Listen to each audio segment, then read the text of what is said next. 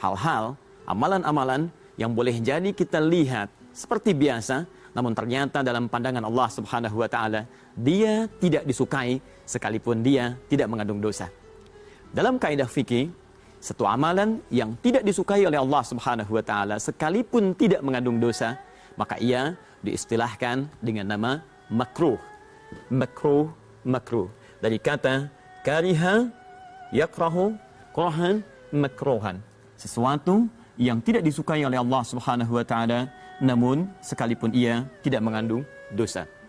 Para ulama memberikan turunan beberapa aktivitas yang khususnya seringkali terjadi di bulan Ramadan, namun ia dipandang sangat tidak disukai oleh Allah Subhanahu wa taala sekalipun Anda tidak berdosa saat melakukannya.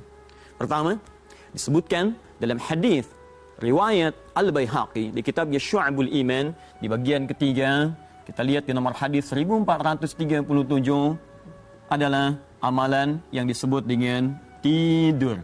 Banyaknya tidur di hari-hari Ramadan yang seringkali dilakukan oleh sementara orang dipandang oleh ulama sebagai bagian yang makruh. Sementara orang berdalih disebutkan dalam hadis ini mengambil satu riwayat dari Sulaiman bin Amr an-Nakhai menyebutkan dari Rasulullah sallallahu alaihi wasallam, niyamus shaimi ibadatun. Tidurnya orang puasa adalah ibadah. Saudaraku, penting Anda ketahui bahwa kualitas hadis ini dinilai oleh para ulama hadis sebagai kualitas yang sangat sekali lemah. Bahkan ada sebagian ulama yang menyebut perawinya bernama Sulaiman bin Amr an-Nakhai sebagai seorang pendusta, sehingga hadisnya disebut dengan hadis maudhu', hadis palsu yang tertolak. Karena itu, bagian pertama yang disampaikan oleh para ulama, jangan sampai Anda isi sampai hari ke-16 ini dengan aktivitas yang tidak bermutu.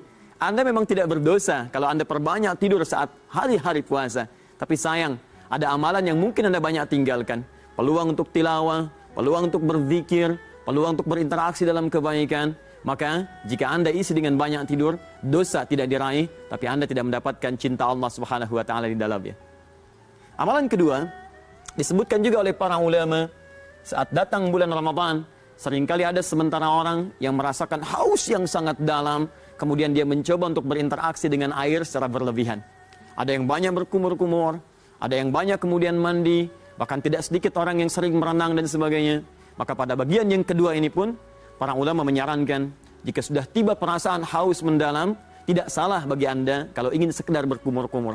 Tapi memperbanyak kumur-kumur di siang-siang Ramadan bisa menyebabkan potensi yang sangat besar air masuk ke dalam kerongkongan Anda sehingga menyebabkan batalnya puasa.